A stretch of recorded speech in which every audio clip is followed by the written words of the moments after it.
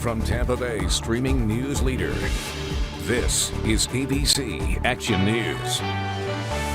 Hello, I'm Jameson Euler. Chief Meteorologist Dennis Phillips has Florida's most accurate forecast in just a moment. But first, here are your top stories at this hour. Florida's Attorney General says multiple agencies are on a mission to stop fentanyl distribution at its source.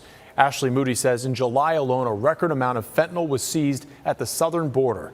She's calling for the drug to be declared a weapon of mass destruction as it continues to flood Florida communities.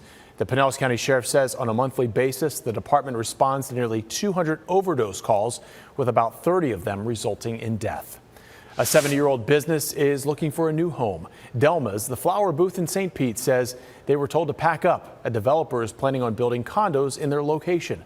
Due to a spike in rent prices, the owner says she will have to pay $1,000 to $2,000 more in rent. The defense has rested in the sentencing trial of the Parkland school shooter.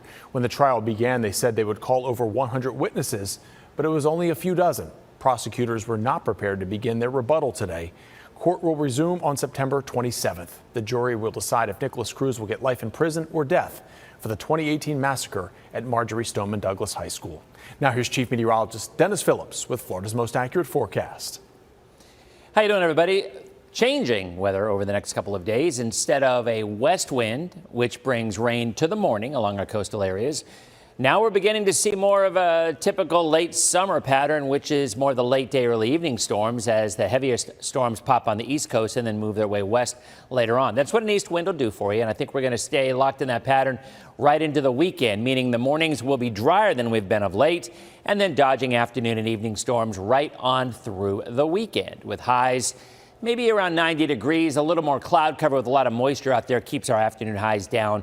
We only hit 87 actually on Wednesday in Tampa. East winds for the boaters, 5 to 10 knots, water temperature 86 degrees. Your sunrise 7:15, sunset 7:35. The beach, I don't expect rain so much in the morning as we've seen of late, but still partly cloudy skies, a better chance of storms around 6 or 7 o'clock along the coast like we typically see in the summertime. Florida's most accurate 7-day highs up near 90. Rain chances stay pretty solid through Saturday.